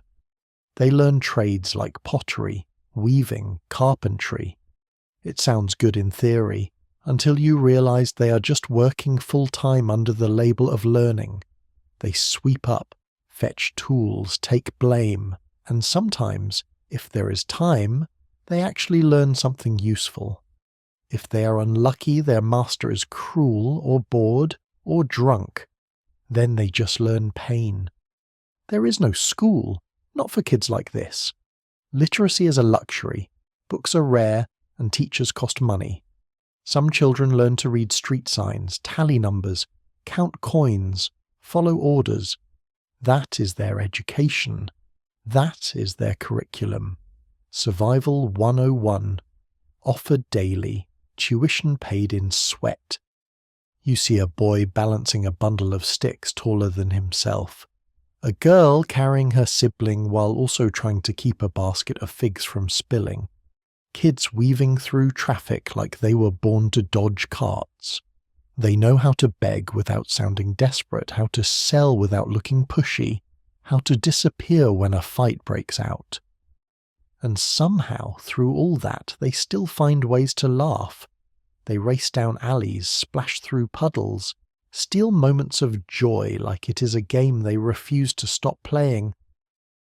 You see one sitting on a doorstep, carving a face into a piece of old wood. Another skipping stones in the gutter like the Empire can wait. They remind you that being a child is not about safety. It is about defiance, a refusal to be swallowed too soon. Being poor in ancient Rome is not easy, and if you fall behind, debt shows up. It arrives politely at first, like a visitor, then it sits down, then it refuses to leave. You owe someone money, you owe someone favor, you owe someone time. The pressure is constant, like a stone on the chest. You do mental math while trying to sleep, which is the ancient version of checking your bank app at midnight. Debt is not always dramatic. It is not screaming or fists on doors. Sometimes it is just a name on a list, or a quiet nod between two people in a crowd. Sometimes it is a reminder slipped in during conversation, friendly, almost. A neighbour asking how your job is going. A merchant reminding you about that last loaf of bread. You smile, you nod.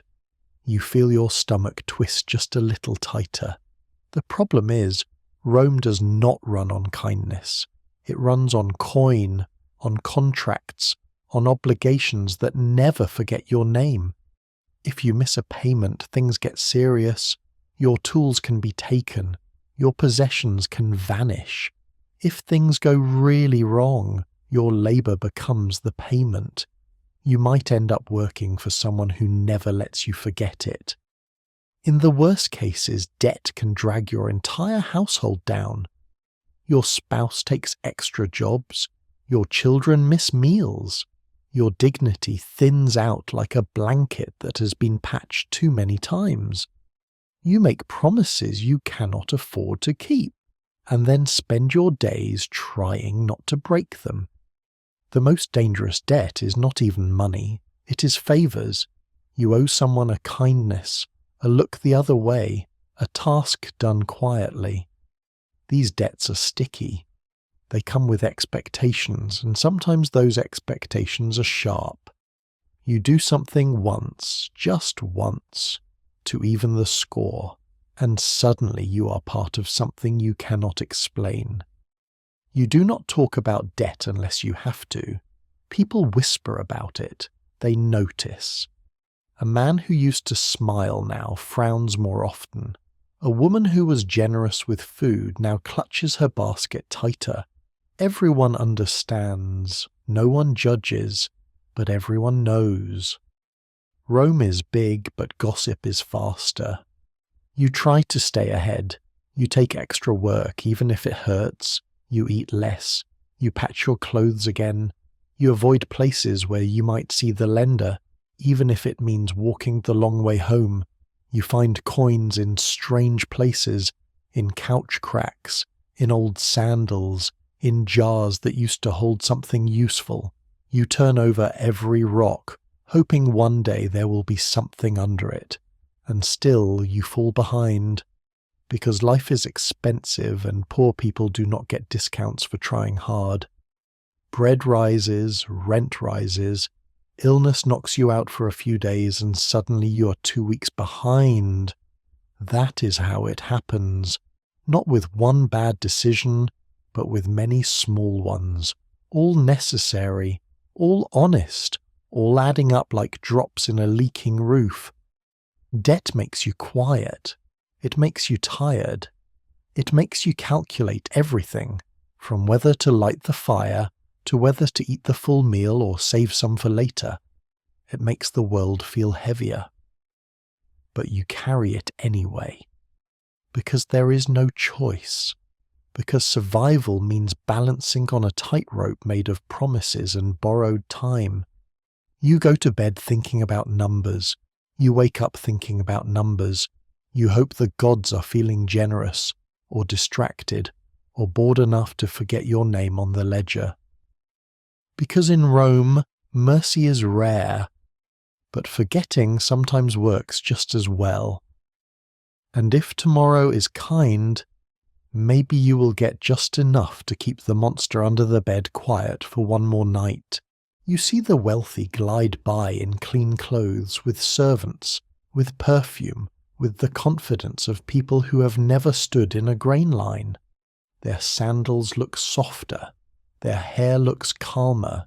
You feel invisible and observed at the same time.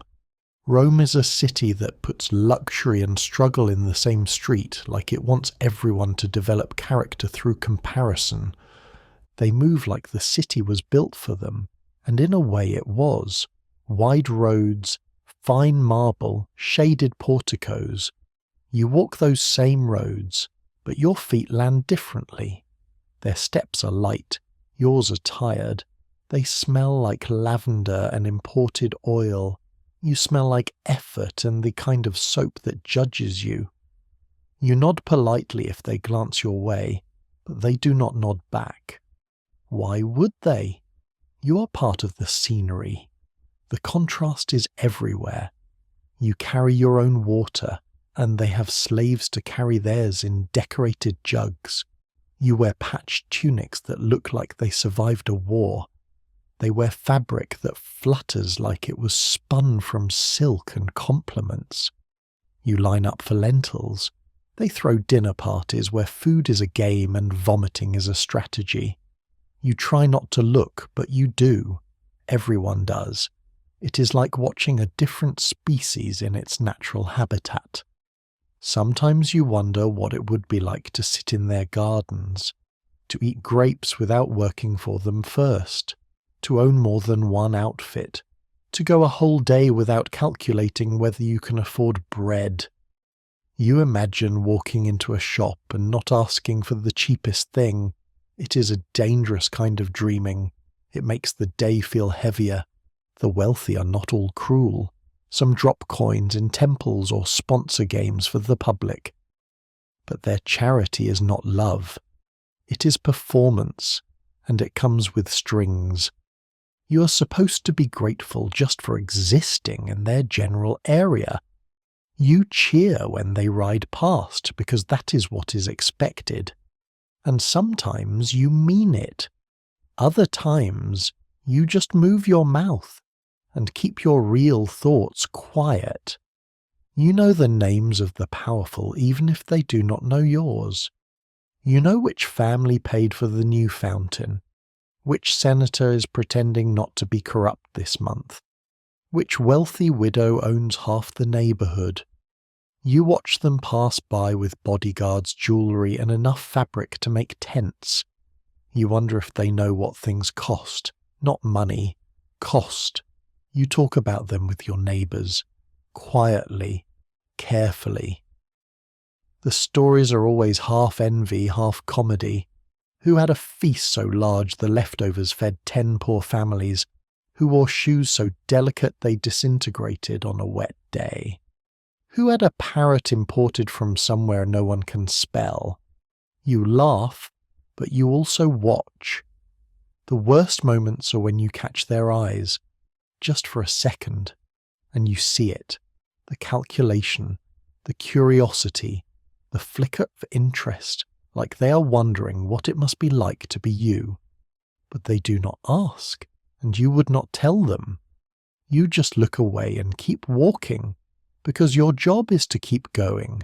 In Rome, poverty and wealth share the same streets but not the same lives. You pass each other like ghosts and gods. One walks with purpose, the other with caution, and the city keeps moving as if the contrast is part of its design. Because it is, and you learn, over time, how to live beside luxury without letting it hollow you out. You still dream about that life, quietly, carefully, but mostly you just survive. When the weather turns, your room turns with it. In summer it is stifling. In winter it is damp and biting because stone holds cold like a grudge. You wrap yourself in cloth and try to sleep while your breath makes little clouds. You think about rich Romans with heated floors and try not to laugh, because laughing makes you colder. You feel the temperature through your sandals before you open the door. Cold climbs up your legs like it has plans. Warmth becomes something you chase all day, through sunbeams, smoky braziers, or standing too close to someone pretending not to notice. There is no insulation, no fireplace, no thick blanket, just layers, more layers, and maybe a shared body if the night turns cruel. Then summer arrives and flips the script. Your room becomes a baked brick. The air stops moving. Walls sweat. You lie on your mat and dream of cold baths, deep shadows, and pretending you're not melting. You try not to move. You try not to breathe. Even air feels like soup. Wet cloth over doorways becomes the poor man's air conditioning, and it does basically nothing. Rome itself cooks. The streets shimmer. Tempers rise. People argue over nothing, and food spoils before you can finish a sentence. Even the dogs give up and lie face down in alleys, like they are waiting for winter. But life goes on. There is no weather leave for the poor. You work, you sweat, you pray not to faint. Rain is its own gamble. It cools things down, yes, but it also leaks into your room with cheerful disrespect. Your ceiling drips. Your windows do not help. You move your mat to avoid the new puddle forming where your pillow used to be. You curse the sky quietly so the neighbours do not think you are losing it. Spring brings hope and allergies. Autumn brings wind and betrayal. Winter, though, arrives with a particular sense of humour. There is no endless pile of wood, no cosy fireplace glow. You huddle near smoky fires that smell like effort and burn, with all the warmth of a passive-aggressive shrug. You tell yourself this is character building. The wind makes things worse. It finds you. It snakes into your tunic and pokes your ribs. It howls between the buildings like it has gossip. You try stuffing cloth in cracks. You try ignoring it. Rome just shrugs and lets the breeze roam free. Getting warm is an exercise in strategy. You linger longer at the bathhouse, more for heat than hygiene. You stand near ovens in the market and pretend to browse. You drink things that burn your tongue because that is the only part of you that will feel warm for the next hour. People walk faster, speak less.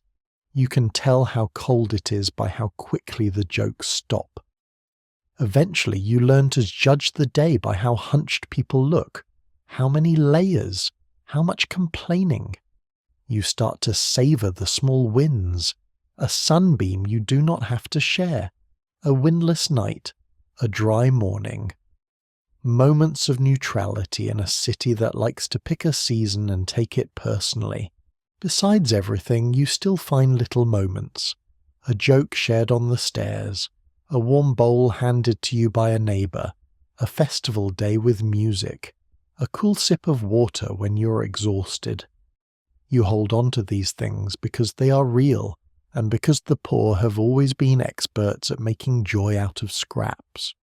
Sometimes it is as simple as sunlight hitting the alley just right. For a few minutes your world glows golden, and you stop moving. Not because you're tired, but because beauty has surprised you.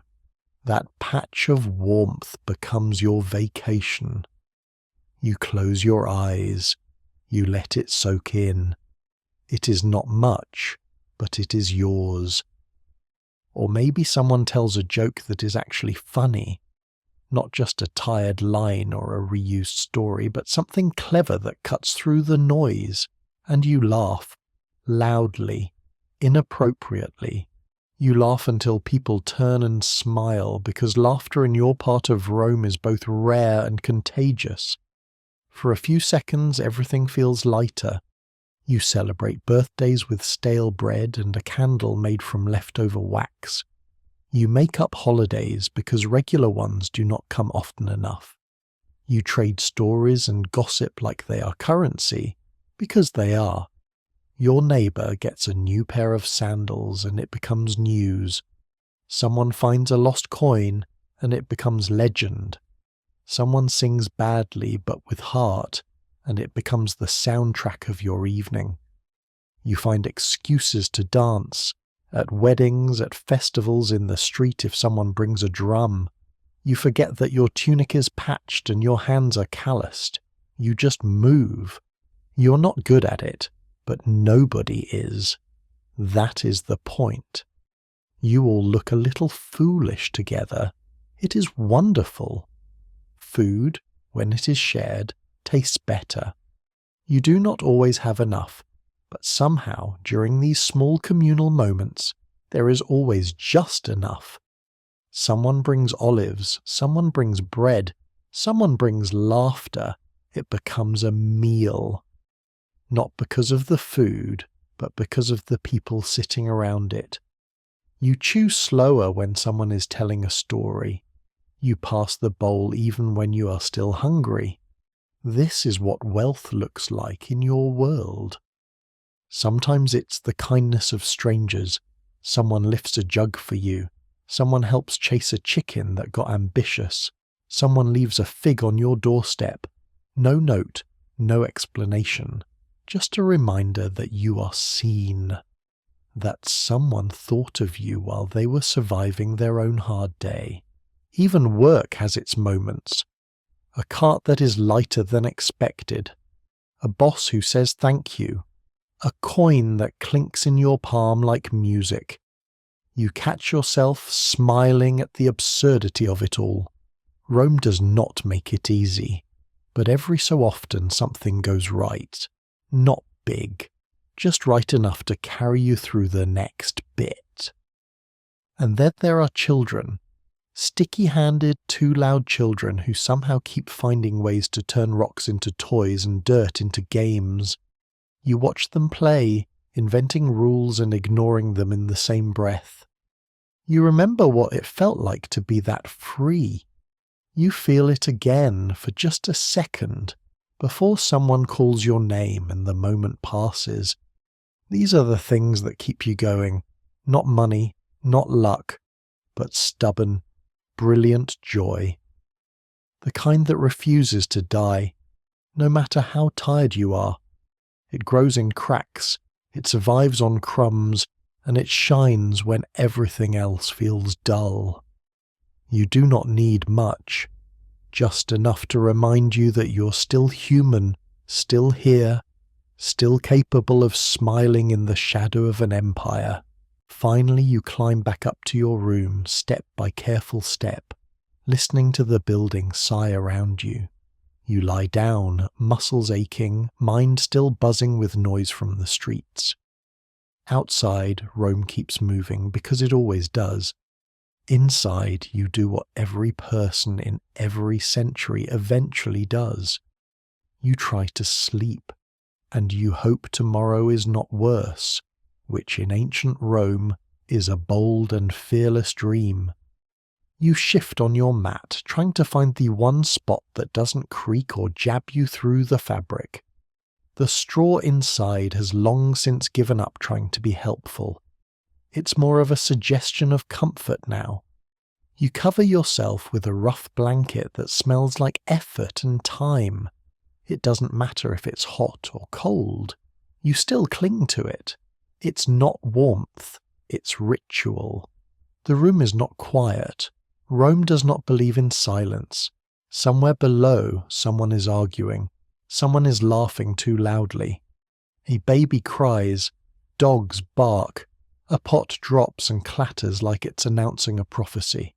You stare at the ceiling and wonder how long until exhaustion finally wins. You try counting your breaths. You try not to think about how many people have used this same room before you. How many lives have passed through this small space, whispering the same tired hopes into the darkness. Sleep does not come easily in Rome, not when your mind is still busy calculating the next coin, the next task, the next meal. You replay conversations, rehearse things you should have said to the man who shorted your wages, or the woman who bumped you in the market and didn't say sorry. You invent responses that you'll never use. You make a mental list of tomorrow's problems, then a second list of the ones you can actually do something about. It's a shorter list.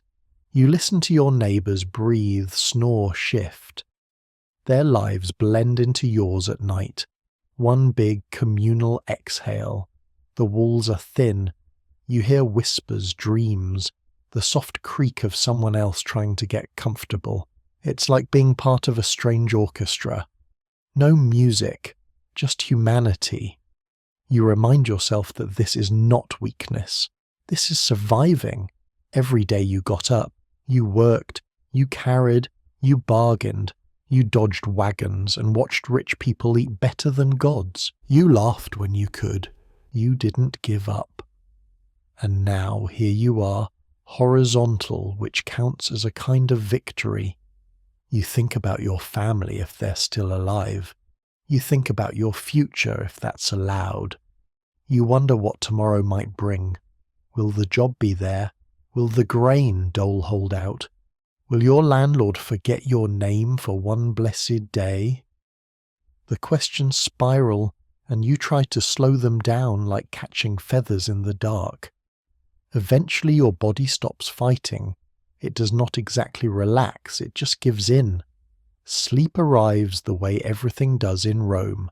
Late, noisy, and not quite what you ordered, but it arrives, and you take it.